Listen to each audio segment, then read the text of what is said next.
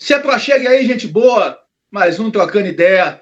Vamos lá, chegue mais. Eu, Bruno Fernandes, meu amigo Santiago Fontoura, estamos mais uma vez aqui para falar da CPI. Por favor, Santiago. Pois é, Bruno. Estamos aqui. Não, temos que começar com o nosso bordão, né, querido? Faça aí, por favor. Traga o bordão à Claro. tona. Então, mais uma vez, se gostou, mande para os amigos. Se não gostou, mande para os inimigos. Mas mande para alguém, tá certo? Eu tava olhando aqui agora, essa boina, esse óculos, esse nariz com essa protuberância. Eu tô parecendo um poeta concreto que já faleceu, chamado Despinhatari. Ele era bem horroroso. Eu tô me sentindo muito horroroso, inclusive. Com a barba, tudo junto aqui. Despinhatari, tudo horroroso. Se eu tivesse Não conheço. 5% da inteligência dele, tava ótimo.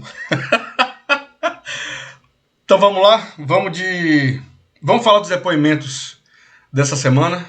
Rapaz, minha avó Capitã Joaninha. Cloroquina!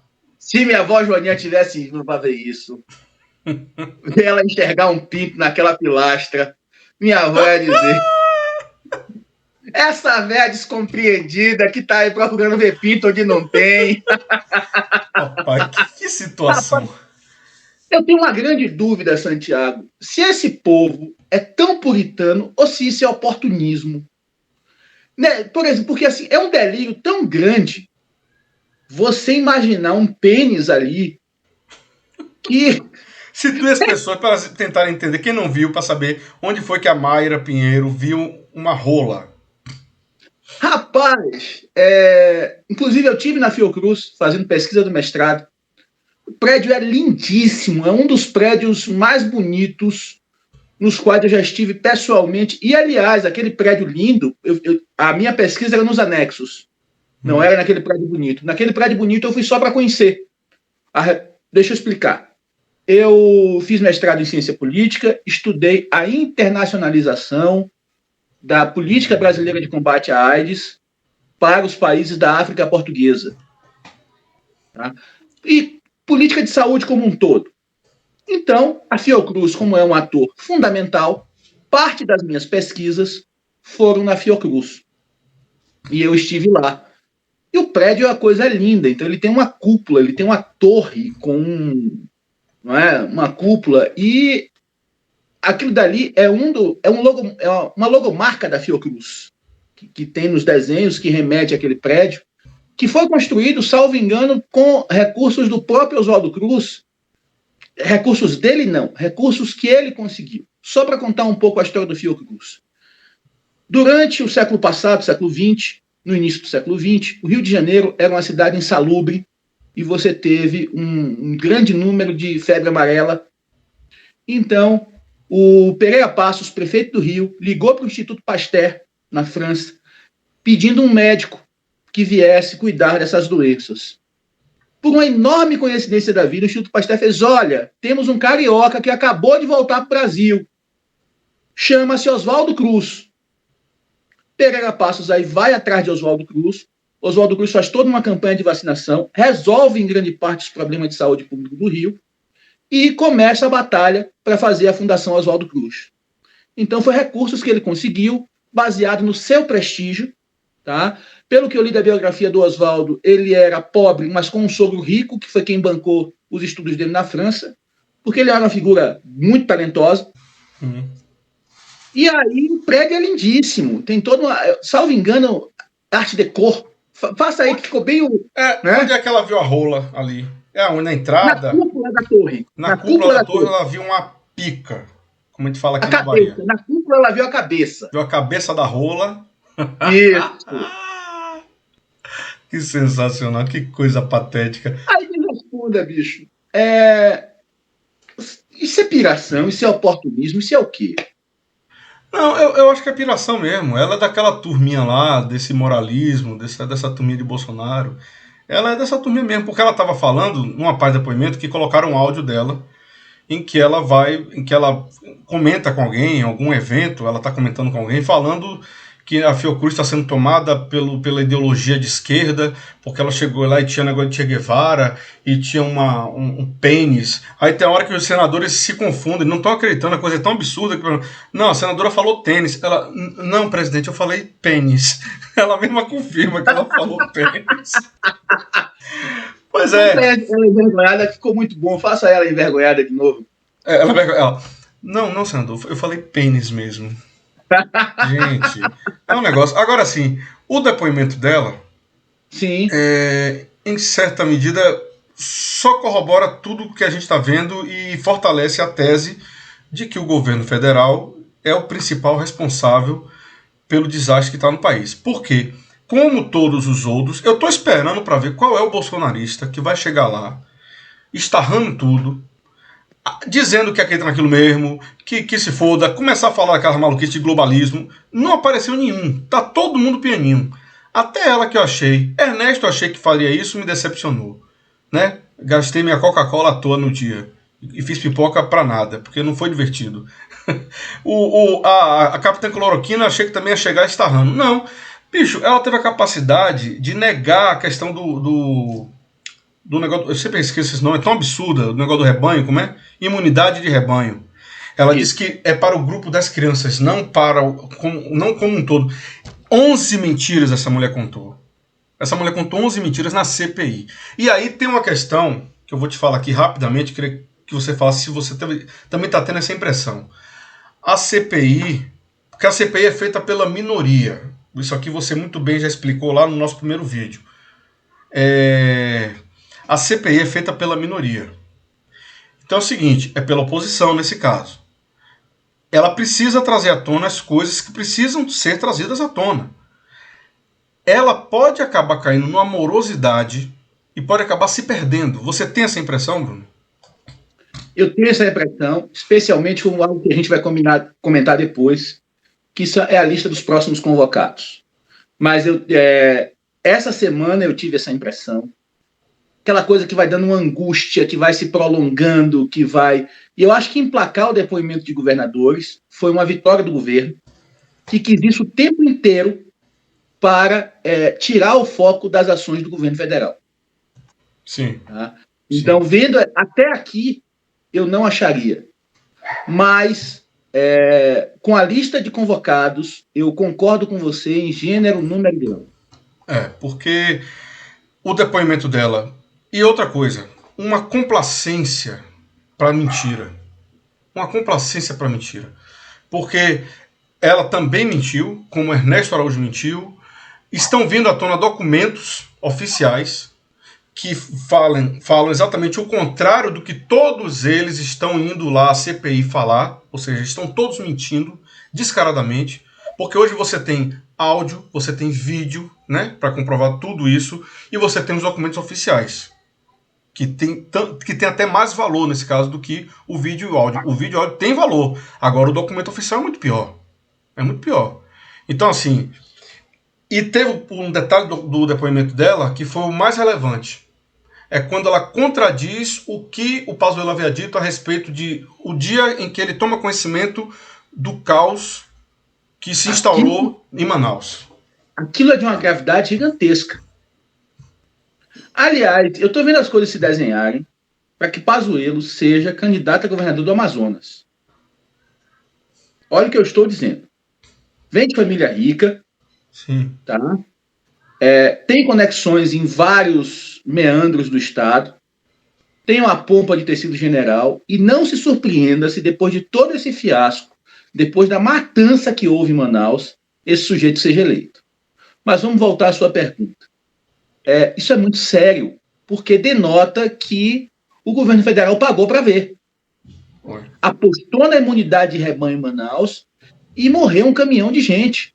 E foi todo aquele caos que o Whindersson Nunes conseguiu botar balão de oxigênio em Manaus e Pazuello não conseguiu. Rapaz, eu vou lhe dizer. Pelo amor de Deus, todo respeito ao Whindersson Nunes. Não, claro. Mas, cara, um civil que não não é o tem papel dele, meio, né, Bruno? Não é o papel dele, bicho. Não, e outra coisa, ele não tem nenhum meio na mão. Que ele tenha dinheiro. Sim. Tá? Ele não tem avião, ele não tem frota, ele não tem nada, ele não tem gente trabalhando para ele, não para isso. Né? Ele pode ter o dinheiro, ele muito bem pago, um dos maiores canais de YouTube, canais do YouTube no mundo é o dele, mas assim, se um civil, conseguiu botar oxigênio em Manaus, o governo federal não vai conseguir? Pelo amor de Deus. Pois é, mas investiu em cloroquina no Hospital do Exército, né? Fizeram fazer só um parêntese aqui, porque a coisa é muito grave, não podemos deixar de registrar isso também. Aquelas manifestações que Bolsonaro faz no Rio de Janeiro, Pazuello vai... Olha o nível de bagunça desse governo, quer dizer, perdeu-se a respeitabilidade completamente. A gente chegou nesse nível. Porque uma das características do bolsonarismo é esticar a corda. Cara, assim, quando a burrice é demais, desconfie que é projeto. Tá? O que o bolsonarismo fez? Esticou a corda com o Exército. E vai ver até onde o Exército vai suportar. E aí já tem gente dizendo que não é ato político partidário, porque Bolsonaro não tem partido. Olha o argumento dos caras, velho. Você não viu isso, não? Não, essa parte aí de que porque ele não tem partido, eu não vi, não. Foi mesmo? Hoje de manhã, hoje à tarde. Rapaz. Fazendo exercício de ler a Folha de São Paulo. Aliás, a Folha podia dar um espaçozinho pra gente, porque, porra, volta e meia a gente fala nela aqui, né, bicho? Eu não vi isso, não. Porra, não vi, não. Normalmente, quando eu acordo, eu vou ler a Folha. Depois do café, das tarefas do... Quando eu tenho trabalho logo de manhã, faço isso na hora do almoço. Mas hoje, meu expediente começava às 9h30 com uma reunião, acordei mais cedo e fui dar uma olhada no app da Folha. Aí quer dizer que estão usando esse argumento de que porque o presidente não tem partido, não pode dizer... agora eles são os reis da lógica, né? São os reis da razão, né? Da precisão científica agora, né? Se não tem partido, logo, não é uma manifestação partidária. Pelo amor de Deus. Dimas Covas. Agora tem uma questão aí que eu estou curioso pelo seguinte: o presidente, você sabe tão bem quanto eu, é o comandante em chefe das Forças Armadas. Isso. Tá? Isso. O diretor do Exército já entregou o formulário de defesa para Pazuello. Sim. Isso é um passo importante. Tá? A gente sabe que política é muito feito com gesto. Tá? Pazuello resiste em ir para a reserva. Eu não consigo entender qual é o interesse que está por trás. Olho como receio da CPI. Quer dizer, além desse, eu não sei se tem outro interesse por trás. Não consigo ver. Sim. E Bolsonaro pode refutar esse documento e aí você causar uma crise num nível altíssimo. Sim. Pelo que eu andei lendo, pelo que eu andei concluindo, não lendo, vão tentar fazer um acordo para que as coisas não avancem para uma crise. Mas o comandante do Exército está irredutível na punição de Pazuello. Exceto se ele for a reserva. Isso. Se ele for para então, a ida de Pazuello à reserva resolve o problema todo. Exato. Que a tendência é o que vai acontecer. Não sabemos porque o Pazuello está resistindo por conta da CPI. Não, se ele não tivesse resistindo, isso já tinha sido feito. Sim, já tinha sido feito mesmo. Você tem razão, é isso mesmo. Então, isso aí a gente não tem bola de cristal, mas vamos aguardar para ver. Me fale um pouco da sua impressão sobre o Dimas Covas, Bruno. O depoimento. Dimas Covas é o presidente, o diretor do Instituto Butantan, né? O instituto que trouxe que conseguiu lá produzir a Coronavac, não é isso? Junto lá com o governo do estado de São Paulo. Da vacina, tal vacina. Ele deu depoimento essa semana lá na CPI da Covid. Qual foi a sua impressão sobre o depoimento dele, Bruno? Vamos lá, eu quero começar trazendo uma coisa à tona, que Dimas Covas e Bruno Covas e Mário Covas não são parentes. Muita gente confunde. Não, diretamente. Fui ler sobre isso. É um sobrenome espanhol relativamente comum. Tá? Então, como São Paulo tem muito imigrante espanhol, assim como a Bahia, então, São Paulo tem de tudo, né? Mas tem uma quantidade grande de espanhóis em São Paulo. Então, podem ser parentes muito distantes se forem, mas Dimas Covas não está lá por conta desse parentesco. Sim. Fui pesquisar a ficha dele, professor titular de medicina da USP de Ribeirão Preto, tá? Dentre outras coisas, me chamou a atenção em ser professor titular, que é o mais alto grau dos professores universitários. Ninguém chega a ser professor titular sem uma larga carreira científica, sem ser um cientista respeitado, independente das suas ligações políticas. Ninguém chega. Uhum. As ligações políticas podem até fazer com que chegue mais rápido, mas sem ser um cientista respeitável, não se chega a um posto desse. Dito isso, eu achei o depoimento mais contundente da CPI até aqui. Eu não sei se você concorda comigo, por mais que tenha sido o Mandetta, o Taishi, mas o Dimas, ele traz tudo muito encadeado. Aquilo dali é uma aula de método científico. Ele vem, ele larga a porrada e traz a prova, larga a porrada e traz a prova, larga a porrada e traz a prova. Ciência se faz assim. Você tem uma hipótese e testa ela, tem uma hipótese e testa ela. Testou, você refuta quando dá errado ou confirma quando dá certo. Nesse caso, deu tudo certo, porque ele está fazendo um histórico das negociações.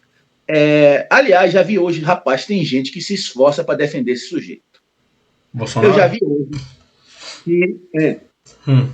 que dá até risada, bicho, porque não tem como.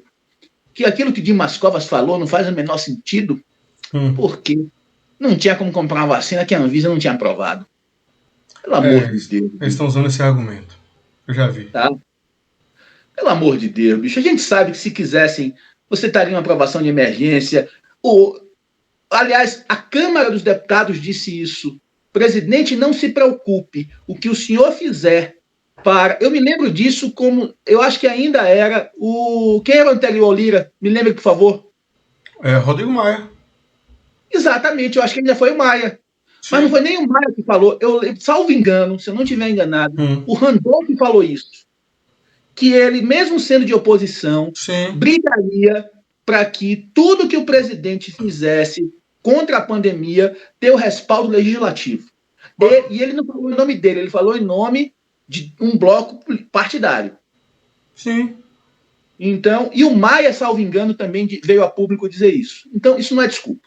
Bastava uma medida provisória, bastava simples, um decreto, uma medida provisória. Não, veja só, quando o Maia estava tratando com o Pazuello, inclusive já tinha uma minuta de medida provisória para permitir até a alocação orçamentária. Exatamente. Então, rapaz, você entende o nível de complexidade? Você já tinha chegado nesse nível. Quando você chega nesse nível, é porque as questões técnico-sanitárias elas já ficaram para trás. E o Butantan gastou 100 milhões de reais, não sei se reais ou dólares, você lembra? Não lembro, acho que foi reais mesmo. Foi reais.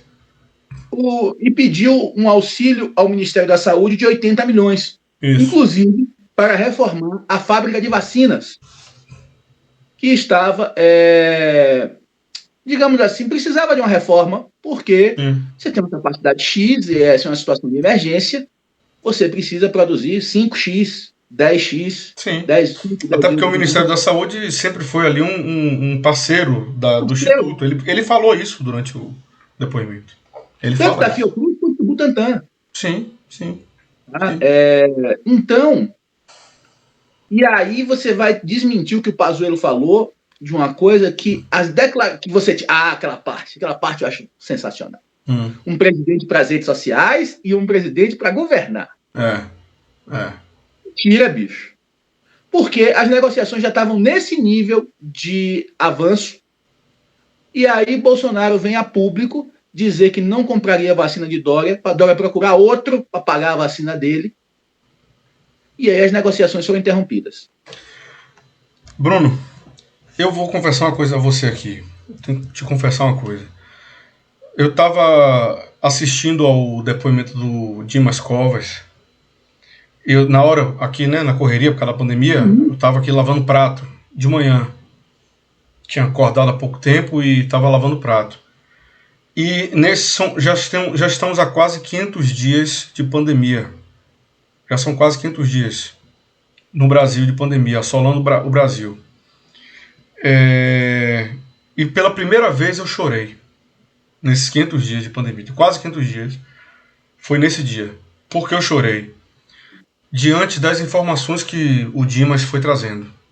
Uma das que me deixou desse jeito, que eu fiquei muito triste, muito a ponto de chorar, foi quando chegou-se à conclusão de que haveria pelo menos 5 milhões de vacinas logo em dezembro. Aliás, posso... meu aniversário é 7 de dezembro, porque eu estou dizendo isso.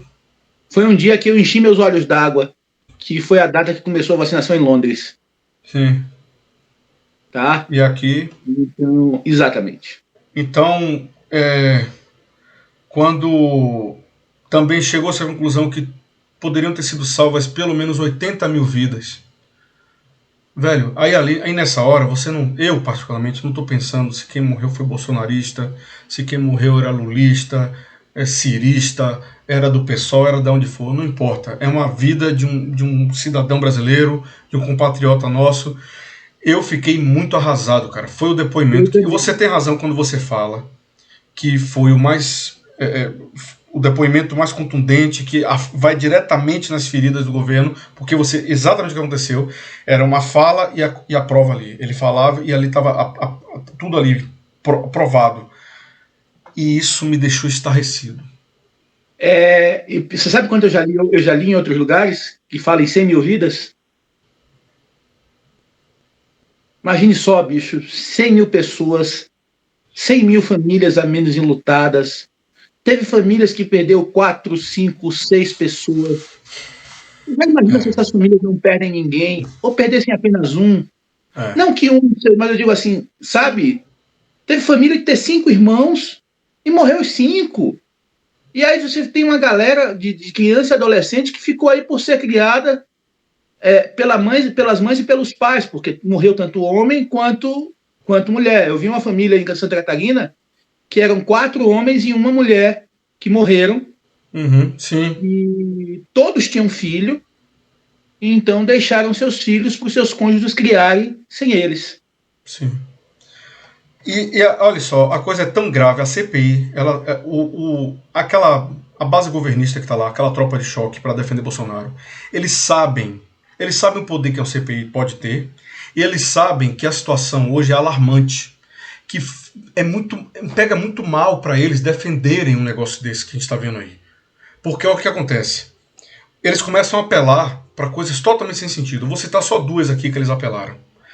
Uma, o Girão chegou ao ponto de apelar para a morte que tinha acabado de acontecer de Nelson Sargento, um sambista de 96 anos que havia falecido, que havia tomado as 2 doses.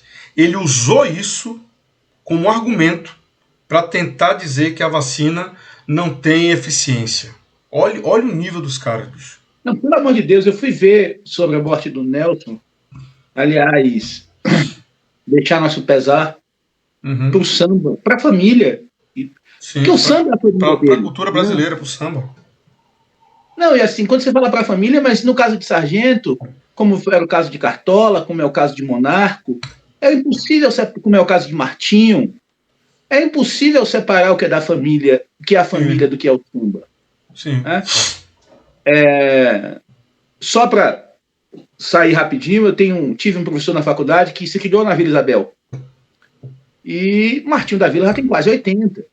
E ele fala que Martinho sempre, entre uma turnê e outra, quando ele está de folga, né, ele sempre dá uns 2, 3 meses, ele ficava lá nos botecos, nem sempre bebendo, bebe normalmente, mas assim, jogando dominó, conversando com um, conversando com outro. Aí quando a Vila Isabel estava ruim, chamavam ele para ser o presidente, ou para fazer o samba-enredo, ele vinha, ele fazia, aí a escola... Então, assim, a família desses caras é esse ambiente ampliado. Sim, sim. Tá? A mesma coisa com o Nelson Sargento. Voltando aqui, eu fui ver, o Sargento já tinha tratado 2 cânceres, uma saúde bastante debilitada, o que é normal quando você envelhece. Eu estou passando por isso com minha mãe tem quase 80, muito menos que o Nelson, talvez 20 anos a menos que o Nelson Sargento. Nelson tem quanto? 96 tinha? Morreu com 96. Minha mãe está com 78, Viveu muito 20 ele. anos a menos, praticamente. Né? Então, precisa de uma canalice. E foi esse que o Omar Aziz chamou de aproveitador pequeno? Foi o Girão. Virão, não O foi? Girão. Foi. Olha, o Omar Aziz que vinha até aqui mantendo o nível, mantendo a elegância, para ele chegar nesse nível. Ele perdeu a paciência com os caras já. Já perdeu a paciência com a base governista. Porque os caras estão sem argumento, Bruno. Os caras não têm argumento. Os caras estão ali pra só bagunçar o baba. Quer ver outra coisa que eles inventaram? O Fernando Bezerra teve a capacidade de dizer que o Butantan recebeu 1 bilhão e não sei o que. Aí o Dimas não negou. Agora ele disse, mas isso não foi para fazer. Porque ele citou assim, o Fernando fala, para fazer vacina, não sei o que. Aí o Omar corta ele, o presidente da CPI. Fala, não, peraí. Certo, 1 bilhão agora. Mas não foi para coronavírus. Foi para as vacinas, em geral. Então não queira. Quer dizer assim, daqui a pouco isso vira meme. O Omar Aziz falou. Quer dizer, meme que ele está querendo dizer vira uma fake news que se estabelece. Porque não é verdade isso. Não é verdade. O valor, sim, é verdade. Foi para isso. Agora, um orçamento extra que foi pedido e a própria questão da compra da vacina não aconteceu. Não aconteceu. E outra coisa que me chama a atenção é que o Dimas, muito apropriadamente, fala que a cada declaração do presidente contra a China, e isso foi fundamental para mim, né? O IFA, me corrija, Instituto alguma coisa farmacologicamente ativo, não lembro o que isso significa, né? O princípio ativo da vacina, sim, ele engajava. Os insumos, não? Os insumos, isso. Isso. Eu não me lembro o que significa IFA. Eu sei que é o princípio ativo. É o Instituto Farmacológico Ativo. Sim. A cada declaração que Ernesto e Bolsonaro davam contra a China, os insumos deixavam de chegar. Isso, exatamente. Tá? Então, outra mentira que vai na conta do Pazuello aí, que diz que não atrapalhava nada. É óbvio que atrapalha. Porque se tem uma coisa que a população chinesa tem se orgulhado até aqui, é da... Como é que eu posso dizer? Do papel da China no combate ao coronavírus. Isso é um orgulho da população chinesa. Sim. Me diga uma coisa, Bruno. As reações do presidente da República, que cada semana ele vai reagindo, né? Aos depoimentos que acontecem. Eu acho que duas chamaram a atenção. Fora a manifestação dele no Rio de Janeiro, naquele passeio com os motoqueiros que ele fez, que era para poder mostrar para as pesquisas que ele não está com a bola tão murcha assim. Né? E é também para mostrar para a CPI que não vai adiantar nada porque eu tenho, olha aqui quanta gente está do meu lado. Tanto que ontem, na quinta-feira, na famosa live dele, ele tem hora que ele faz um apelo. Ele fala, ô presidente Omar Aziz, por favor, acaba com essa CPI aí, vai trabalhar, vai pro Senado, vai cuidar das coisas. Ele começa a apelar para isso. Então, assim, você viu que ele fez uma ação ontem no STF para impedir o lockdown? Em 3 estados. Pernambuco e Paraná. Só um detalhe antes de passar a bola para você, Bruno. Você vê alguma coisa? Rio Grande do Norte é a Fátima Bezerra, não é isso, a governadora? Fátima Bezerra do PT. Isso. Paulo Câmara no Pernambuco. Paulo Câmara no Pernambuco, PSB. Né? E Paraná. O PSB, pelo que eu me lembro do Paulo Câmara, um PSB bem atucanado, porque o PSB, ele rachou ainda com o Eduardo vivo. Né? E você tinha um PSB muito próximo do PT e outro PSB muito próximo do PSDB. E pelo que eu me lembro, o Paulo Câmara é um PSB tucano. Sim. Tá? Assim como foi o Rodrigo Hollenberg aqui em Brasília. O Paraná, Ratinho Júnior, governador. Que é do PSD? Não, Ratinho Júnior foi eleito. Não me lembro que partido ele foi eleito. Acho que é PSD, eu vi ontem, acho que é PSD. É porque o Ratinho Júnior, ele é muito personalista. Tá? Então ele não traz importância ao partido. E veja como a Terra plana dá voltas. Ratinho Júnior foi liderança do PSC quando ele foi a base de apoio do governo Lula. Olha só. Né? Você sabe, não sei se o pessoal aqui sabe, eu morei por aqui há muitos anos. Então a política paranaense eu conheço de perto, é um estado que eu sempre visito. E tenho amigos lá que me mantêm informado sobre a cena política. O detalhe daí é o seguinte: Curitiba hoje está com 100% dos leitos. Bandeira vermelha. Bandeira Curitiba está com vermelha, bandeira Curitiba. vermelha. Curitiba, a Bandeira capital, vermelha. perceba. E o presidente da República está entrando com ação via a Advocacia Geral da União, o senhor André Mendonça, que talvez seja o indicado dele para o STF.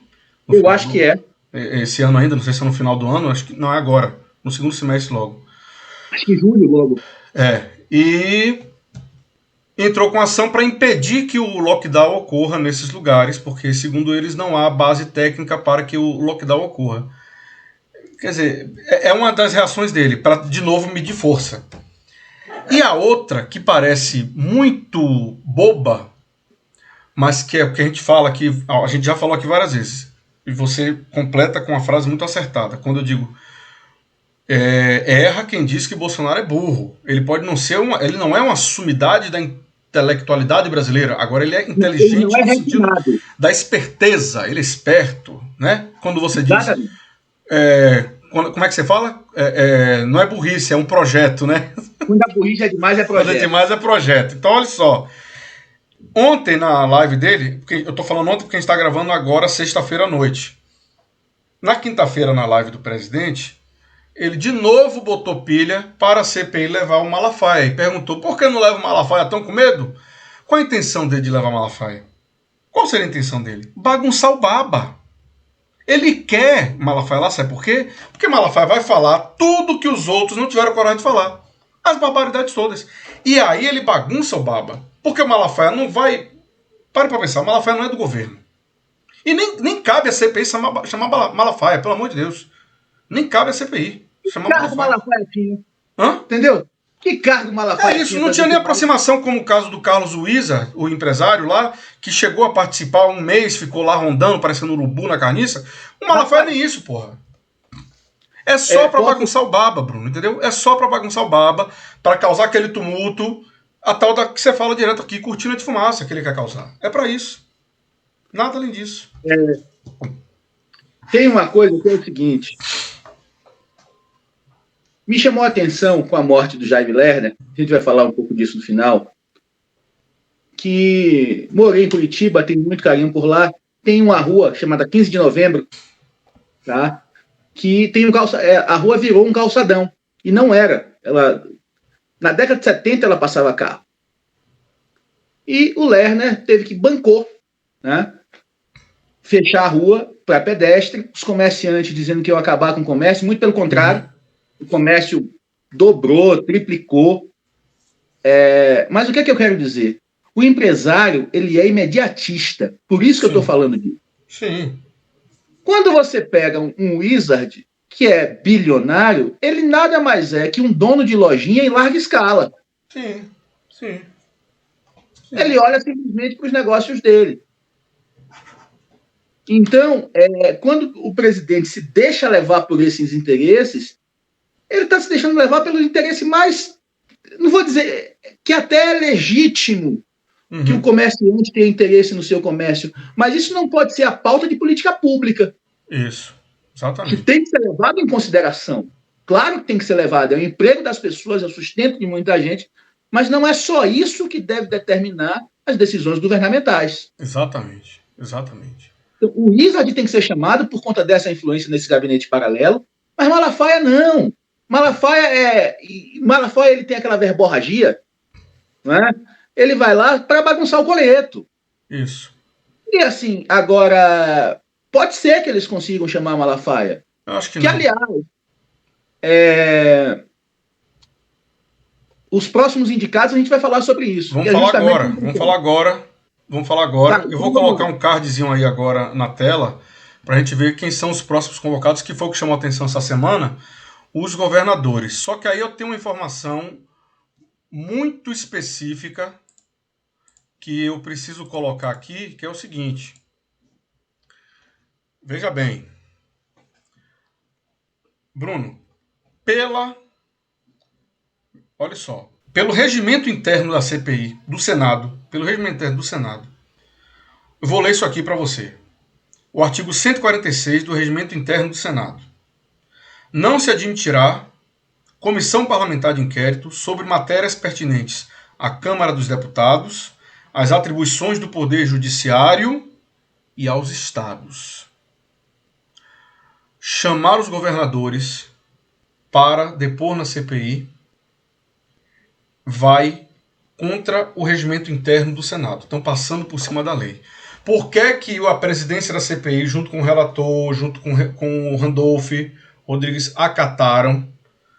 Aí tem duas possibilidades. Uma é para fazer o jogo, né, com os outros membros da CPI, que são os governistas, para poder contemplar eles, né? Porque política é isso, né?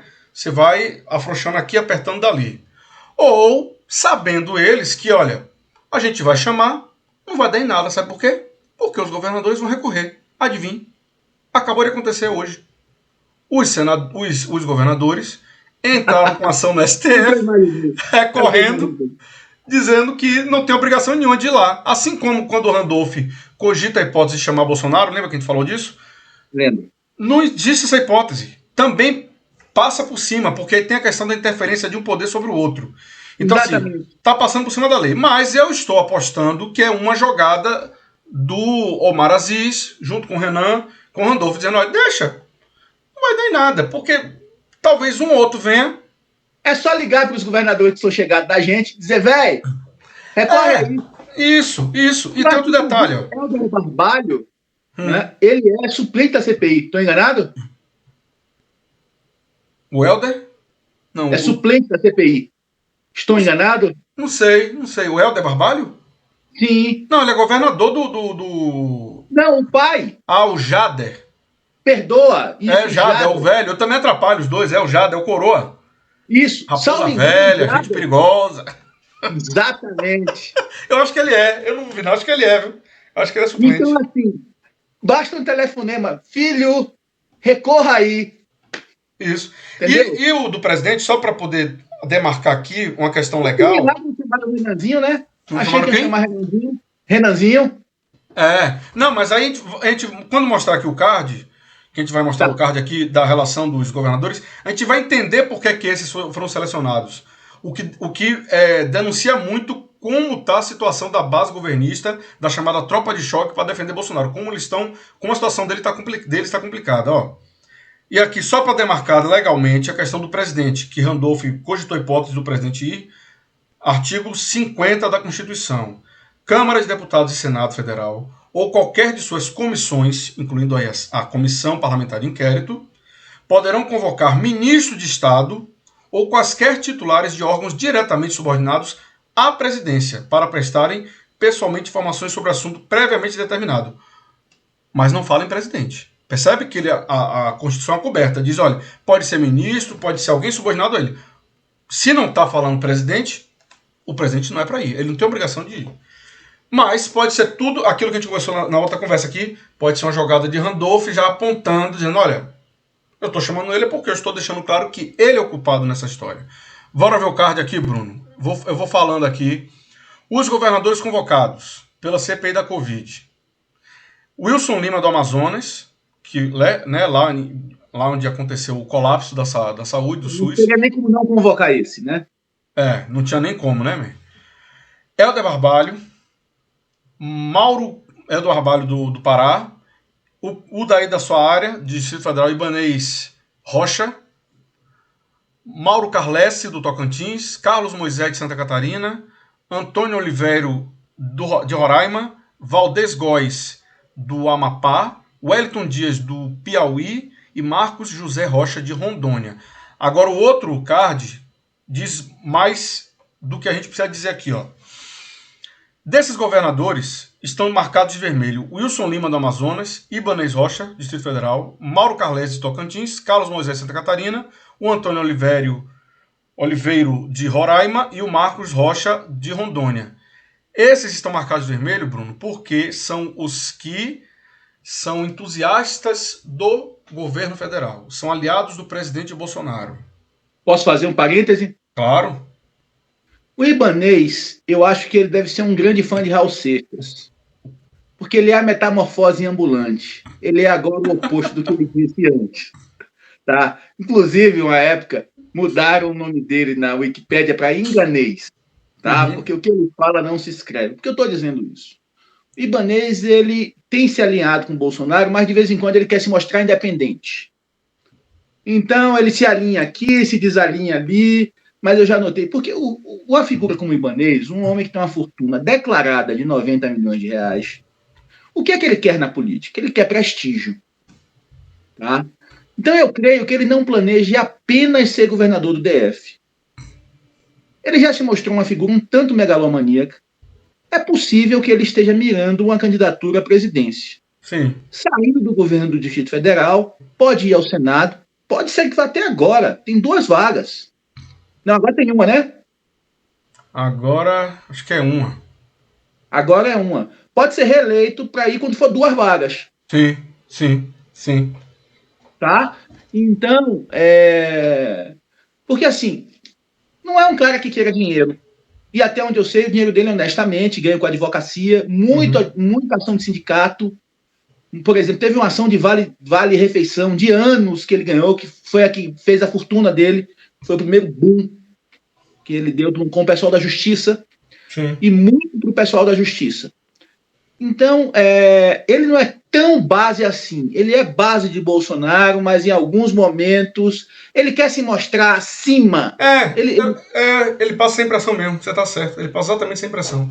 Ele tem hora que tá. É Raul Seixas, é uma metamorfose ambulante, mas é isso mesmo. É verdade. É verdade.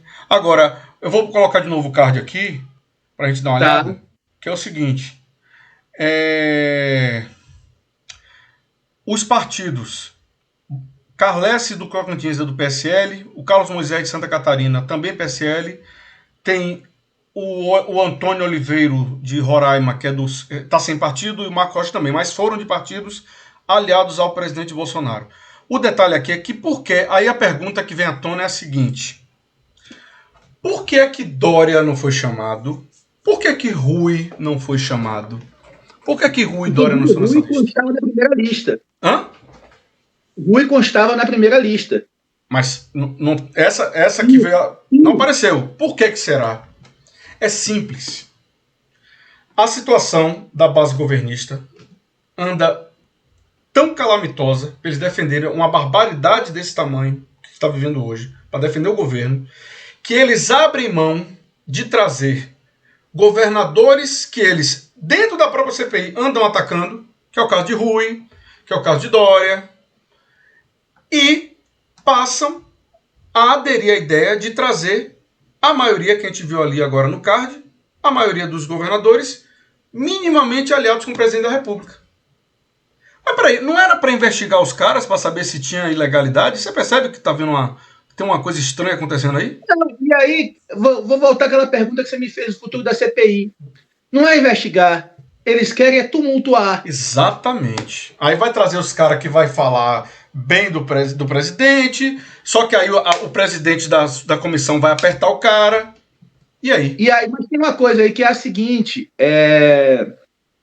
você vê que não chamaram o filho de Renan. Não chamaram o Renan Filho, exatamente. Chegou a. Flávio Dino, não chamaram Flávio Dino, Bruno. Dino? Como que é esse Dino? Do PCdoB do Maranhão. Não chamaram Flávio Dino. Agora tem um depoimento que eu tô ansioso para ver. O de Whitney Houston. Quem é o Whitney Houston? O Itzel.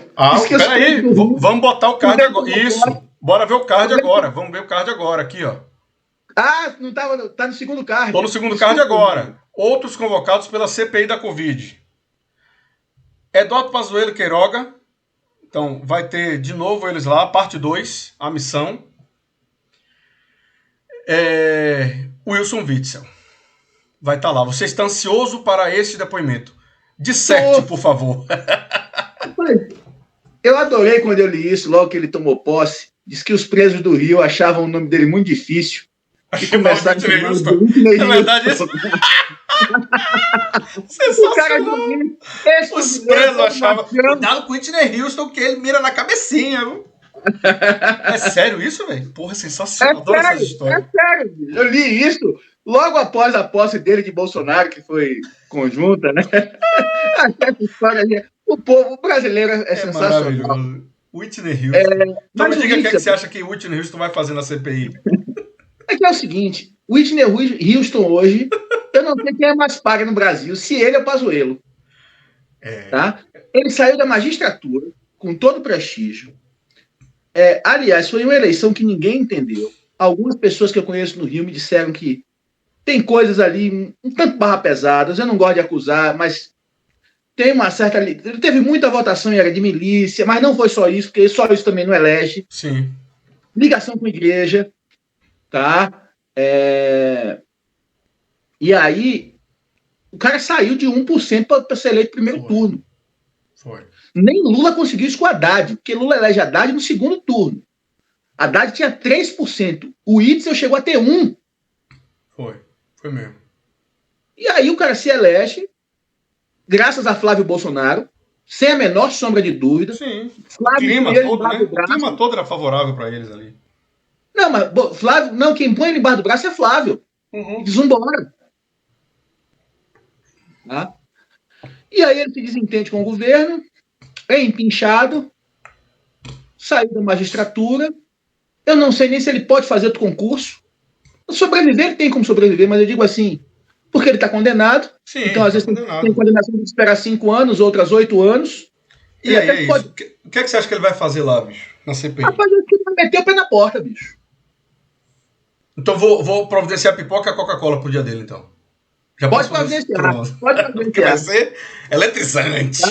Rapaz, eu fico sentido que eu não posso ver esses depoimentos. Eu vejo muito vídeo dos depoimentos e leio sobre eles, mas eu fico sentido de que eu não posso ver, principalmente terça e quinta, que são dias que eu dou aula mesmo. Sim, então eu tenho que estar o tempo todo ligado. Sim. A quarta-feira, como é o dia de eu acompanhar as coisas, as minhas turmas no ambiente virtual e uma ou outra reunião interna, ainda dá. Mas tá tão corrido que nem tem dado. No início dava, mas agora não tem dado mais, não. Eu também acho que o Witzel vai meter o pé na porta. Eu também acho. E aí ele vai ser... E o Wellington, do Piauí. Do Piauí. Deixa eu só finalizar o Witzel. Eu concordo com você. Ele vai meter o pé na porta. Agora eu acho que o que vai acontecer é o seguinte. Ele vai ser espancado pela base governista por conta das denúncias contra ele, né, da corrupção. Ele vai ser usado como boi de piranha, como a gente fala, por essa base governista, para poder meio que dizer assim, tá vendo que tem corrupção? É tipo usar um exemplo para poder, como eles fizeram agora de maneira totalmente antiética, fizeram uso da morte do Nelson Sargento para poder provar que, olha, tá vendo que essa vacina não funciona? Eles vão fazer isso com o Witzel. Por outro lado também, o presidente da CPI, junto com o Randolph, ou seja, o pessoal que está na oposição, também não vai pegar leve para cima dele. Entendeu? Vai pegar pesado para cima dele. Então vai ser um caos. Agora eu acho que... é isso, eu não consigo... Agora ele não é bobo. Ele não é bobo, ele tem que ficar atento a isso. Porque o que pode acontecer é chamar ele para a CPI talvez seja o mais eficiente na cabeça da base governista, o mais eficiente para tentar provar a necessidade de trazer outros governadores. E aí, como sempre, fazer o que a gente falou no começo da nossa conversa? Ficar prolongando a CPI, indo para lugar nenhum, entendeu? Sem rumo. Olha, mas assim, o que eu penso? O que a gente está especulando agora? Sim. O Randolph, o Omar e o Renan, eles sabem disso. Sim. Então eu acredito que o depoimento de governador, caso eles venham, lembrando que o Witzel é ex-governador, então ele é obrigado a vir, porque ele não é mais governador do estado. Sim. Então se ele for convocado, ele é obrigado a vir. Exatamente. Tá? Até porque aí ele tem a explicar. Então, mas assim, o Witzel é juiz, tá? Não é bobo. Cara que conhece a lei no nível que ele conhece, ninguém vira juiz de direito à toa no Brasil. Sim. Então, eu espero com muita ansiedade, mas eu acho que Renan, Omar e Randolph não vão cair nessa. Caso os governadores venham, eles vão ser depoimentos, assim, vai perguntar uma coisa ou outra, tal, papum, toca a vida. Sim. E eu creio que eles fazem o seguinte, eles não deixem todos concentrados na mesma semana, numa semana para ter só governador. Eles vão chamar alguém quente, intercalar com o governador. Para que a CPI tenha vida naquela semana, para que ela não vá morrendo. Isso. Exatamente. Vamos ver o restante. A vice-governadora de Santa Catarina, por quê? Porque o governador tinha sido afastado por um processo de impeachment, mas só que ele não perde no processo. Não foi isso que aconteceu? E volta. Foi. Mas querem conversar com ela para saber no período que ela estava lá, como é que foi, tudo que aconteceu. Felipe Martins, que é o assessor internacional do presidente, aquele que fez o tal do gesto de supremacia branca num evento público, é uma figura perigosíssima, olavista até o dedão do pé. E o depoimento de Carlos Wizard, que você falou agora há pouco, né? Quem é a figura e qual é o interesse dele ali, por que ele está ali? Porque ele está sendo acusado de fazer parte de um grupo, chefiava um grupo de médicos para tentar ratificar a ideia de que a cloroquina funcionava e por aí vai. E, para fechar, diga. Do outro lado, o Wizard era um entusiasta da vacina. Isso. Tá? Então, é uma figura interessante de ser ouvida, porque, inclusive, ele estava disposto a tirar dinheiro do bolso para comprar vacina para os funcionários dele e outros empresários também, com um argumento que eu acho falho, que se eles comprassem vacina para os funcionários dele, desafogaria o SUS. Sim. Tá, vá lá, mas aí você fura a fila. Sim. Eu não vou mentir a você que se eu tivesse dinheiro, eu já teria ido para os Estados Unidos vacinar. Teria. Sem a menor sombra de dúvida. Tá? Só não fui porque não tenho dinheiro. Porque se tivesse, estaria lá. Inclusive, eu não tenho opinião formada sobre empresário poder comprar vacina para os seus funcionários, porque assim, as pessoas precisam trabalhar. Sim. Eu que sou servidor público, seria muito fácil. Eu levei 3 meses sem trabalhar, de março a junho, porque ali não sabia-se o que fazer. As escolas ficaram suspensas e não tinha havido uma definição se ia ter aula online ou não. Sim. Aqui em Brasília, as aulas online começaram em junho. Então, em junho, eu voltei a trabalhar com as aulas online e assim estou. E nunca trabalhei tanto em minha vida, já disse isso em outros momentos.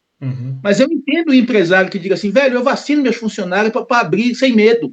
Sim, nessa hora você tem que ter exatamente essa tranquilidade para não entrar, para não, de fato, não ideologizar, não politizar no sentido negativo da palavra a questão do que é urgente, do que é importante, entendeu? Tem esse lado, eu concordo, eu sei o que você está falando, eu estou entendendo o que você está falando. É porque é uma tendência, principalmente o pessoal da esquerda, do campo progressista, a ir lá e apontar o dedo, dizer que não sei o quê, e aí você está defendendo o Bolsonaro, então? Não é isso. Não se trata disso. Não, eu estou defendendo que essas pessoas já estão trabalhando. Estou defendendo que elas trabalham vacinadas. Já estão, exatamente. E o depoimento que chama a atenção para essa semana, Bruno, é o seguinte. Dia 1º de junho agora, que é terça-feira, estará na CPI a Nise Yamaguchi, que é uma médica. Ela é apontada como participante do gabinete paralelo de Bolsonaro, que é como o gabinete estava ali. Né? É a defensora da hidroxicloroquina, a tal da Nise Yamaguchi. Ela vai lá e aí vamos ver se ela vai fazer a mesma coisa que a Mayra Pinheiro fez, que a Ernesto Araújo fez, que o Pajuelo fez. Foi o quê? Defender só que até a página 2. Porque antes de ir para a CPI, todo mundo estava defendendo do início ao fim, né? Agora só, não, defendo, mas não é bem assim. Eu só quero ver se essa senhora, que deu entrevista na TV Brasil, que deu entrevista em tudo que foi lugar que recebeu ela. Eu lembro dela. Eu só quero ver se ela não vai falar que ela acredita nesse negócio. Ali eu vi um esforço da Secretaria de Comunicação do Governo para botar ela em tudo que era lugar. Sim. Isso para mim é claro. Sim, porra, sim. Vamos ver o que ela vai dizer na terça-feira. Vamos esperar. Não faça pipoca aí não, que você vai se frustrar. Acho vai ser burocrático. Vou perder meu tempo, vou perder minha pipoca à toa. Vai ficar mole a pipoca. Vamos lá pro tema 2 de hoje, Bruno? Vamos. Rapaz, o tema 2 de hoje é um negócio que me chamou a atenção, bicho. Quem só chama Lula de burro, quem não tem a mínima ideia de quem seja Lula. Como vocês vinham falando, Bolsonaro, ele não é refinado. Refinamento ele não tem nenhum. Sim. Tá? E eu acho que ele pode até ter algum, mas ele faz um tipo de quem não tem. Tá? Porque, por exemplo, ao que me consta, ele gosta de vinhos bons. Já disseram isso aqui. Que não tem problema nenhum, pelo amor de Deus. Eu também gosto de vinho bom. Vou até onde minha carteira pode pagar, mas quando eu vou na casa dos amigos mais ricos, de vez em quando eu tenho medo de meus dentes caírem, né? Porque não está acostumado com essas coisas. Não tem problema nenhum. O que eu estou dizendo é que, assim, a falta de refinamento faz parte de uma persona que ele cria. Tá? Mas de burro ele não tem nada. Essas movimentações com passeio ciclístico, com tudo, ele está mandando um recado à oposição. E se não fosse um momento de pandemia, não teria problema nenhum. Se não estivéssemos vivendo uma pandemia, ele poderia fazer o ato que ele quisesse fazer. Agora, em um momento de pandemia, isso chega a ser assassino. E onde é que está a inteligência de Lula nessa situação toda que a gente está vendo? Perfeito. Quase 100% dos grandes líderes evangélicos estão com Bolsonaro. Isso é inegável. Ainda estão com ele. Palavras de Silas Malafaia, que eu concordo. Tá? E aí é o seguinte, Lula vai, eu brinco, que ele vai brigar por esses votos no varejo. Porque se engana que o pastor manda e o fiel obedece. Não é bem assim, não. Brasília tem muita igreja evangélica, eu tenho alguns colegas evangélicos, e assim, pessoas com senso crítico, que têm naquelas igrejas um acalento para a sua alma, mas que quando não concordam com o pastor, simplesmente não fazem. Não tem grandes discussões. O cara não faz. O cara não faz e se resolve com Deus. Até porque o evangélico, ele tem uma relação mais próxima com Deus que o católico, porque o católico tem o intermédio do padre. E o evangélico, ele é estimulado a ter uma relação direta com Deus. Isso não é melhor nem pior, só estou dizendo que são duas coisas diferentes. Então, o que você está me dizendo é que Lula está partindo para fazer aquilo que alguns intelectuais à esquerda vêm dizendo que é o seguinte, que o PT não tem conseguido mais conversar com as bases, como eles chamam. É isso que Lula está fazendo? É isso. Lula vai organizar o 3º Encontro Nacional de Evangélicos do PT. É sério, bicho. Sendo muito sincero, eu não sabia nem que tinha tido 2 já, com todo respeito. Olha, eu vou te fazer uma pergunta. Rapidinho. Diga. Por favor. Eu preciso fazer uma pergunta. Onde é que vai entrar, onde entra a militância identitária voltada para o gênero nessa hora? Lula vai dar uma afastadinha na militância, só vai chamar ela quando for cômodo, porque é lá no segundo turno, se ele tiver. E aí, pessoal, vem comigo, que o pessoal vai estar uma parte, vai estar com Boulos lá no primeiro turno, se Boulos sair candidato a presidente. Eu acredito que não. Acho que ele vai tentar o governo de São Paulo. Então Lula está acostumado com essa turma lá na hora, né, da campanha. Como é que você percebe? Como é que fica isso agora? Vamos lá. Eu acho que Boulos, concordo com você, Boulos vai governador de São Paulo. Com certeza. Mas o pessoal lança um candidato a presidente. Tá? Eu acredito que sim. Estão ensaiando Glauber. Oh, meu Deus. Vou fazer que nem aquela personagem da série, olha, da Globo. Prefiro não comentar. Mas siga, por favor, Bruno. Veja só, se você olha para o histórico do pessoal, o pessoal lançou candidato desde que surgiu. Sim, Plínio, Luciana Genro. Heloísa chegou a ser candidata pelo pessoal? Não sei se foi para presidente, não. Foi para senadora. Senadora, né? Mas assim, o pessoal tem a tradição de lançar candidato. E é um direito dele. Tá? Eu tinha uns amigos que brincavam que Plínio ia fazer a reforma agrária com a fortuna dele mesmo. Nada mais justo, camarada. Mas me diga aí, o que, é que você acha? Como é que fica a relação de Lula com o pessoal dos identitarismos, do identitarismo de gênero? Desculpe a digressão. Seguinte, eu acho que esse pessoal tende a ir com o pessoal no primeiro turno, caso o pessoal lance candidato. E é uma relação instrumental, porque Lula sabe que entre ele e um candidato de direita, esse pessoal vota nele, tá? Desde que ele mantenha a turminha afastada.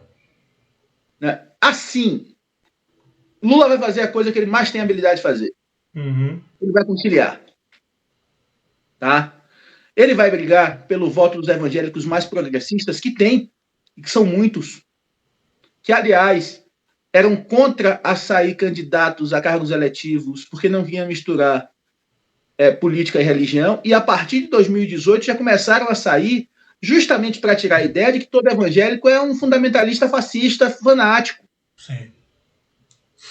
Então, eu acho que é para esse grupo de evangélicos que Lula está acenando. Venham ser candidatos, venham ser militantes, venham. E essa movimentação de Lula, essa é uma das movimentações dele, né? Que é isso que a gente está debatendo aqui. Realmente ele está fazendo isso. Hoje, por exemplo, foi ao ar um vídeo de Lula colocando em dúvida de que se de fato Bolsonaro acredita mesmo em Deus. Olha o tema que o Lula foi abordar. Ele fez um vídeo para falar disso, duvidando de que Bolsonaro acredite em Deus. Veja, se Lula quer contar com essa porcentagem de pessoas que pode eleger um presidente, hoje os evangélicos conseguem eleger um presidente. Porque lembra que não sei se a gente já falou aqui alguma vez, ou em conversas nossas em off, eu já te falei isso, lembra? Que eu disse assim, olha, a questão não é o evangélico conseguir eleger o presidente, é que há uma cultura evangélica em torno disso. Então o evangélico tem um evangélico que frequenta a igreja, mas já existe uma cultura evangélica, que é que quem está ao redor é o cara que é evangélico, ou então a mulher que é evangélica, o cara não é, mas o cara de vez em quando vai no culto, em certa medida ele adere a alguns valores que a mulher traz à tona, ele vai votar no mesmo candidato que a mulher vai votar. Entendeu? Inclusive, eu já tenho percebido, e já li sobre isso, primeiro eu percebi, fui atrás, você começa a ter uma geração de evangélicos não praticantes, assim como você tem católicos. Isso já estabelece uma cultura, percebe? Que é o seguinte, é o filho do evangélico, vamos colocar aquele cara que teve no mundo das drogas, sem nenhum preconceito, pelo amor de Deus. Uhum. Teve no mundo das drogas 20, 30 anos atrás, entrou para a igreja, criou família. A relação que ele tem com a religião é completamente diferente da do filho, que desde criança foi levado, que não passou os perrengues pelos quais, por mais que ele ouça, ele não passou. Então, muitas vezes, por exemplo, principalmente eu vejo isso em relação a essa questão do casar virgem. Porra, é óbvio que a molecada não atende isso. As igrejas mais conservadoras estimulam o casamento precoce. Inclusive, infelizmente, eu já testemunhei alguns casamentos com 2, 3 anos terminarem. E qual é o problema? Terminam com um filho e com a mãe largando a escola. E passando o maior perrengue para voltar. Não sou contra o casamento. Uhum. Tá? Casei até relativamente cedo, com 24 anos. Mas assim, você acha que a molecada toda vai respeitar esse negócio de sexo só depois do casamento? Óbvio que não. Que não. Tá? Então, o que as pessoas têm que entender é que o que o pastor fala é uma coisa, a prática social é outra. Sim. E o pastor sabe disso. O pastor prega o mundo ideal, mas ele sabe que ele vive no mundo real, em que jovens têm impulsos sexuais e que vão se relacionar, e que, assim, desde que não seja algo explícito, tá? Não tem problema. A impressão que eu tenho é de que as discussões políticas, a disputa política, caso Lula seja candidato e Bolsonaro sobreviva politicamente a 22, vão estar pautadas exclusivamente nesse tema. Deus, moral, e aí é que eu disse a você, Lula vai ter que arranjar um cantinho para o pessoal da militância LGBTQI. Ele vai ter que encontrar um cantinho para essa turma. Porque vai pegar muito mal. Também. Oi? Para as feministas também. Para feministas também. Ele tem, é o que você fala, ele tem habilidade, vamos ver como é que ele vai jogar com isso aí. Tem um outro movimento dele, a gente separou 2 aqui. Só uma coisa. Mas esse pessoal está muito mais radicalizado, tá? Então, vamos ver até onde eles estão dispostos a negociar. Eu não sei responder essa questão. Os evangélicos? Não. Ah, tá. O pessoal da militância. O pessoal da militância está muito mais radicalizado do que já esteve. Eu nunca vi. É verdade. Não estou fazendo, deixar muito, muito nítido que não estou fazendo nenhum juízo de valor. Essas pessoas encontraram o seu espaço e não estão dispostas a retroceder. O movimento Jean Willis indo para o PT é meio que tentar dar um aceno para essa turma. Dizer, ele está lá conversando com os evangélicos, mas eu estou aqui. Porque, querendo ou não, o Jean Willis, durante muito tempo, foi o principal representante parlamentar da causa. Então, é um movimento, né? Também, quando o PT convida ele, ele aceita o convite, é meio que o PT tentando arrumar com Lula essa casa Aliás, aí.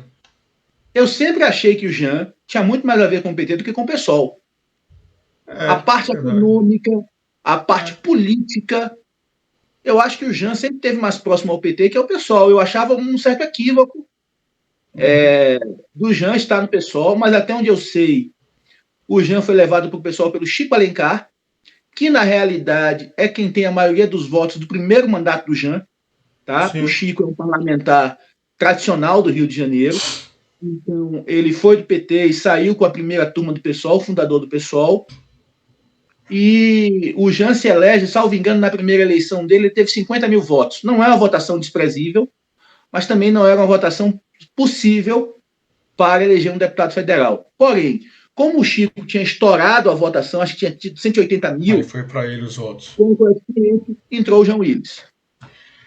Um outro movimento de Lula é com o Centrão. E o que me chamou a atenção essa semana foi o recado do presidente da Câmara de Deputados Federais, o Arthur Lira. Arthur Lira, espontaneamente, sem ser perguntado, disse que Bolsonaro não estava no seu melhor momento e que Lula estava no seu melhor momento. É um aceno para Lula? É um aceno para o PT? Eu sempre disse que o Centrão vai com quem dá mais. O que é que eu acho que pode estar começando a acontecer? Alguns políticos estão vendo que defender Bolsonaro em um contexto de pandemia, na qual o governo federal fez muito pouco, pode custar a sua reeleição. E quando essa turma perceber que apoiar Bolsonaro pode custar a reeleição, eles pulam fora. Então, pode ser o início. Bolsonaro pode reverter daqui a um ano? Pode. Nada está posto. Mas no atual momento, inclusive, eu acho que essa tropa de choque, a gente pode até anotar esses nomes e observar o desempenho deles na eleição de 2022. Tá? Eu acho que essa tropa de choque do governo, quer dizer, primeiro, eles são senadores, o mandato é de 8 anos, tem que ver quem em 2022 vai ser candidato. Tudo Sim. isso, aliás, a gente pode averiguar isso para ter uma ideia, porque assim, se esses caras não estão preocupados com a eleição, porque realmente para 2026, todo mundo já vai ter esquecido. Sim. Tem que ver se o mandato deles termina em 22 ou termina em 26. Sim, sim. Tá? Porque se algum deles o mandato terminar em 22, pode ser que tenha problema. Para fechar o tema Lula, eu queria te fazer uma pergunta, Bruno. O que é mais forte hoje no Brasil? Hoje, é o antipetismo ou o antilulismo? Ou as duas coisas são uma só, meio que se misturam? Ou não tem mais antipetismo e antilulismo? Como é que você está vendo hoje? Porque é um desafio para a gente. A gente tem que furar a bolha, né? Eu não vejo diferença, não. O antipetismo é o antilulismo, até porque Lula sobrevive sem o PT. O PT sobrevive sem Lula? Não sei. Acho que não. Só no caso da morte de Lula, da aposentadoria. Mas eu digo, se Lula briga com o PT e sai, que é quase impossível, qual seria o destino do partido? O partido fica acéfalo. Então, para mim, antipetismo e antilulismo é a mesma coisa, porque, por exemplo, Haddad foi o candidato, mas o antipetismo estava lá, misturado com o antilulismo. Uhum. Então, ele ainda é muito forte. Comentava com você, antes da gente começar a gravar o programa, um sujeito que eu acredito que seja bolsonarista, e não tem problema nenhum nisso, lançou uma enquete, mas a pergunta dele da enquete não foi tendenciosa. O que você acha do governo Bolsonaro? Ótimo, bom, ruim. Peraí, foi ótimo, bom, ruim, péssimo, que é aquela gradação comum, tá? Sim. Muita gente achando ótimo, muita gente achando bom e dizendo que não é ótimo porque não deixam Bolsonaro governar. Muita gente dizendo que pelo menos Bolsonaro tirou o PT. Foi por conta disso que eu falei disso aqui. Ou seja, o antipetismo e antilulismo ainda é muito forte.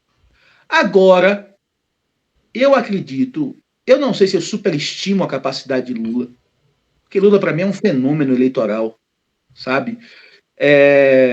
Eu acho que Lula é capaz de furar um pouco do antipetismo.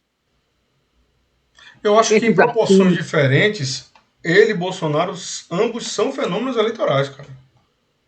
são, não, a Em única diferença, circunstâncias e proporções diferentes. A claro, eleição de Bolsonaro é uma coisa assustadora, cara. não, e assim, a única diferença de Lula para Bolsonaro é o tempo de jornada.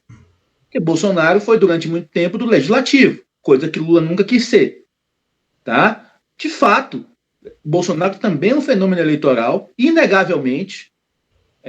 Não foi uma campanha tão pobre quanto os bolsonaristas fazem parecer ser, Não, claro que não. mas Mas não concordo com contou com a você. mídia. Não Não, contou com não. a mídia, com a principal, Aliás, não.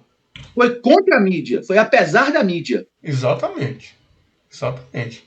Quer dizer, isso é a prova de que eleição, a gente conversa muito sobre isso, né? Isso é a prova de que eleição não se determina com números. Eleição se determina com circunstância e com as peças que estão colocadas no tabuleiro, ou seja, os candidatos que estão à disposição do eleitor e da eleitora. O que eu temo em relação a Lula, que eu já falei isso para você, é que a presença de Lula acirre os ânimos bolsonaristas, de modo que, embora eles estejam, esses ânimos bolsonaristas, estejam um pouco constrangidos, ou dando um gritinho e depois quietando facho, eu acho que quando chegar em campanha, que na campanha tudo se transforma, né? Todo mundo vira monstro. Quando entra na campanha, isso pode acirrar os ânimos. E vou aqui falar uma coisa publicamente, que eu já falei com você em off, com algumas pessoas próximas a mim. Lula precisa ter muito cuidado, o presidente Lula precisa ter muito cuidado, para não sofrer um atentado, porque essa possibilidade existe.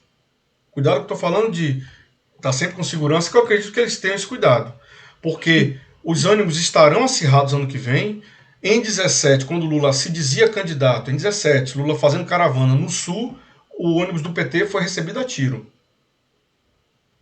Eu acho que Lula corre um grande risco de sofrer um atentado, então ele tem que ficar muito atento. Jamais vou desejar isso a ele, eu sei que você não deseja, é uma preocupação que eu tenho. E não é a mando de Bolsonaro que eu tô falando, não. Eu tô falando Não, que é o lunático mesmo que eu tô falando. Os malucos, os como doidos. foi, só a devida proporção, como foi o atentado do Carlos Lacerda. Só Guardadas as devidas proporções. Isso. foi feito por um segurança, por um amigo pessoal de Vargas, que era seu segurança, Sim, mas a revelia do próprio Vargas. Mas eu digo exatamente. assim, não nem o filho de Bolsonaro, nem ninguém tão próximo, mas é um doido desses mesmo. Tem doido dos dois lados. Sim, exatamente. Vamos pros troféus da semana, né? Parte gostosa. Troféu, vou começar pelo troféu La Ele. Beleza? Vamos, Beleza. troféu La Ele, ou seja, explicando para quem ainda não viu, o troféu La Ele é o troféu para quem pisou na bola durante a semana, quem fez alguma merda, quem teve alguma participação negativa, figura pública, né? Lembrando também que o concurso do troféu La Ele, ou seja, o Pelé negativo do troféu La Ele, será sempre, eternamente, o presidente Jair Bolsonaro. É dele o troféu La Ele para sempre. Aí depois vem o resto. Quem é que vem embaixo do Bolsonaro essa semana para Rapaz, você, Bruno? inclusive, eu estou querendo peticionar uma, uma mudança no regulamento do troféu Laíre. Porque eu acho que esse sujeito tem feito tanta merda que já já ele vai disputar o ao concurso com o Bolsonaro, O seu indicado? o meu indicado. Quem é, rapaz? Tá? Pazuello, bicho. Não tem como não ser. A aparição dele detalhe, olha como o sujeito. Eu não entendo como um general do exército é tão subserviente. Ele estava de máscara e ele tira a máscara para subir no trio elétrico. Para mostrar porque um manda, outro obedece. Para obedecer ao presidente. Meu Deus do céu! Eu não consigo entender como é que um general é tão subserviente. Se eu fosse colega dele, general, eu ia ter vergonha, bicho. Parte da Porque ele turma tá lá tem vergonha, viu, bicho? Nas Forças Armadas. Então, seu troféu é para ele? E o seu, meu irmão? Olha, o meu. Os nossos coleguinhas progressistas vão ficar chateados. Vão ficar #chateados comigo. Que vão dizer que eu estou praticando o meu esporte predileto, que é criticar a esquerda. Vai para Boulos. Mas não tem outro. Não tem outro. Vai para Boulos. Guilherme Boulos está convocando, neste momento aqui, E, neste sábado, uma manifestação, vou ler aqui, que ele fez esse Twitter sexta-feira à noite. Ele está convocando uma manifestação contra Bolsonaro, super legítima, ok? Aí ele escreve: amanhã, no caso, sábado, é dia de fora Bolsonaro, de máscara. Olha, agora vem a piada, Bruno.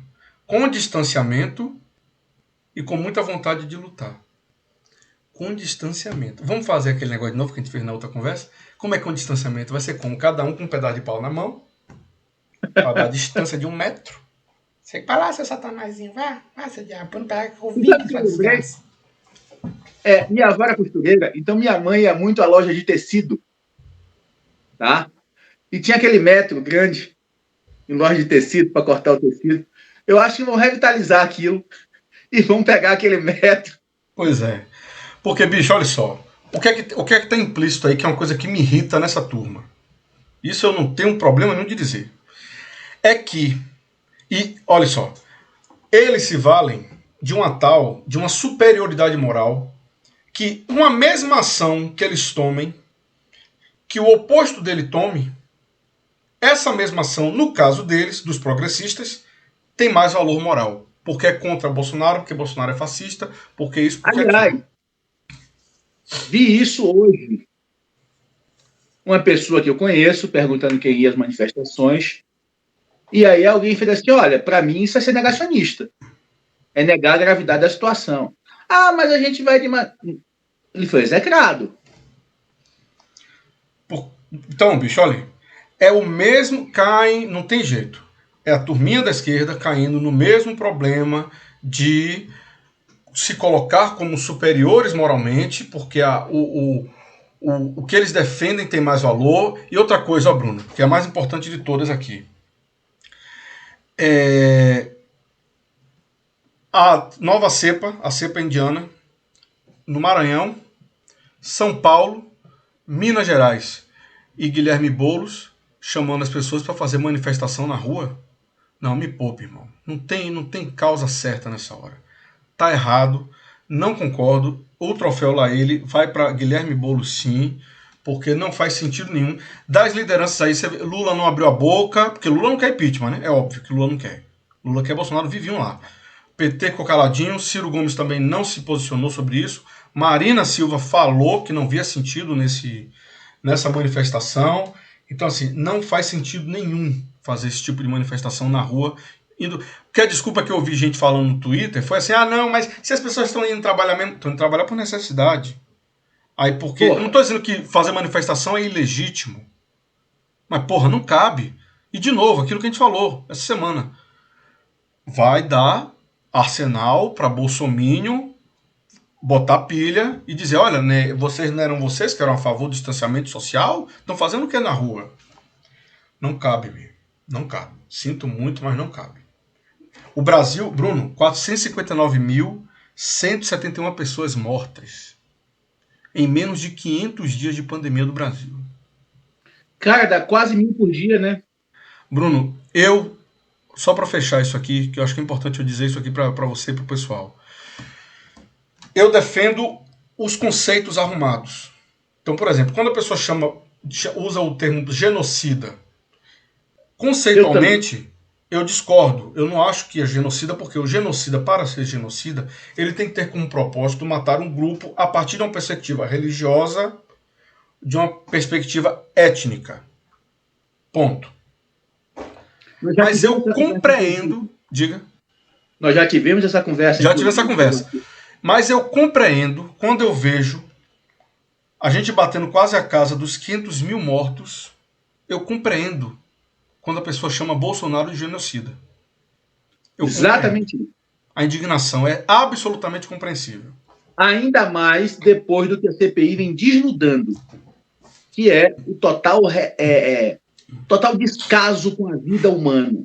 Sim. Tá?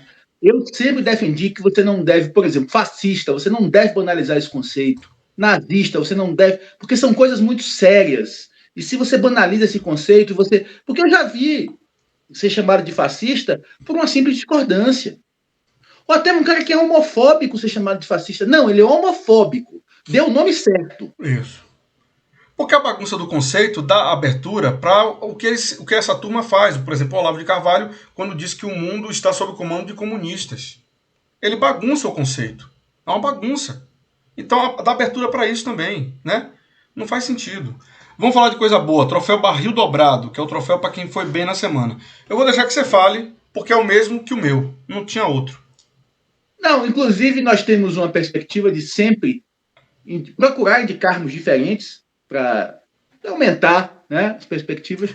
Pede pro Mas essa pessoal semana, aí, quiser botar o seu. Cada um bota aí o seu troféu Barril Dobrado, o seu troféu lá ele também, nos comentários aí fique à do chat. vontade, por favor. Mas diga aí que é o Mas nosso. Dimas Covas, não Barril tem como não ser. Dobrado, Dimas Covas. Aquilo ali é uma aula. Professor de filosofia que quiser pegar aquele vídeo para dar uma aula de método científico, pode usar. Uma tranquilidade, né, bicho? O depoimento dele. Porque, sabe, é uma afirmação, uma afirmação, uma prova, e uma nitidez, uma clareza, sabe? Não tem como ser diferente. Concordo plenamente. Eu vou dar minha dica cultural primeiro, depois você dá a sua. Pode ser? Pode ser. A minha dica cultural é um disco chamado Summit, que está no YouTube. Do Astor Piazzolla, que era um músico argentino. Ele tocava um instrumento que aqui no Brasil a gente vai chamar de sanfoninha, sanfona, bandoneon, que é o nome desse instrumento lá na Argentina, que é um instrumento clássico muito utilizado no tango, né, que é uma sanfoninha pequenininha, né, que tem aquele som muito característico. O Astor Piazzolla era um bandoneonista argentino que morou durante um tempo nos Estados Unidos, em Nova York. Lá ele aprendeu jazz, lá ele aprendeu música clássica. E pense, quando ele volta para a Argentina, ele volta com as influências do jazz, da música clássica, junta com o tango argentino, chega a tocar na banda do... Quer dizer, é convidado para tocar na banda do Carlos Gardel. Não chega aí, olha o destino, a vida é um negócio da zorra. Um detalhe rapidinho. Ele é convidado, Bruno, ele tinha 14 anos de idade para tocar. Repare que o homem já era um gênio, já tocava um negócio que Gardel olhou aquilo e ficou de cara. Ele é chamado para tocar na banda. O pai dele, o pai do Astor Piazzolla, não deixa porque ele era um menino de 14 anos. Não permite.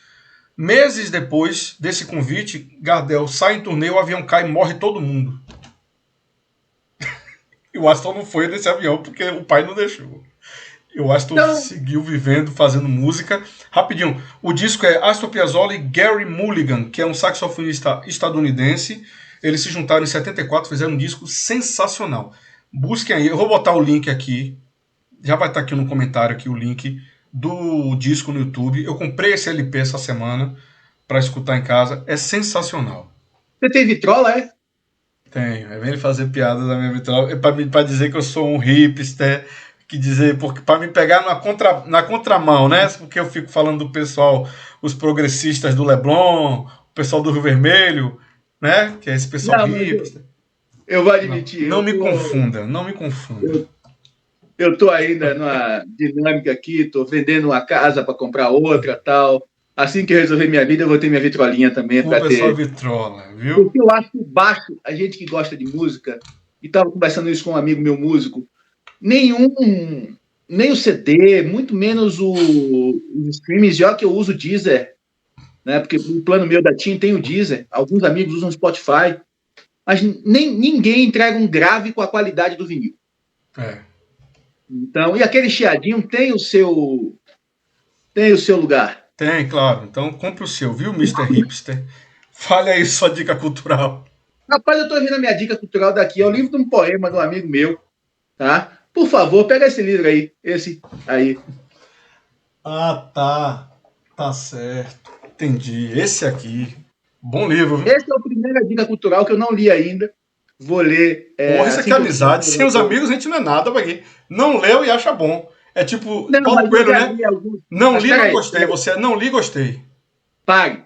Você já me mandou alguns poemas que eu já li e já gostei. Eu não li a unidade, a obra inteira. Então, por favor, diga o nome do livro, a editora. Antipática Lira, de Santiago Fontoura, que sou eu, este que vos fala, pela editora Organismo, da coleção Contemporaneidades Periféricas, que é uma coleção da editora Organismo. É o meu terceiro livro de poemas, Antipática Lira, estou lançando agora, essa semana, está em pré-venda, então está com desconto. Depois, se quiser, é só me perguntar aqui nos comentários que eu digo como é que faz para comprar ele. Bom livro, viu? Muito bom. Essa dica de Bruno foi muito boa.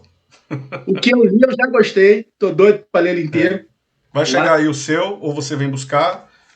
Já guardei, porque de verdade, já começou a ser bem vendido hoje, já teve um bocado de gente já pagando, já separando, e eu já separei o seu para garantir. É isso? Então é isso. É isso mesmo. Meus queridos, vou dividir um bastidor com vocês. Esse foi o primeiro programa que a gente conseguiu fazer numa tocada só, levou direto, sem interrupção, e isso me deixou muito feliz, tá? Então, dividir isso com vocês. Então, é aquela velha máxima: se gostou, mande para os amigos, se não gostou, mande para os inimigos, e abraço forte. Valeu.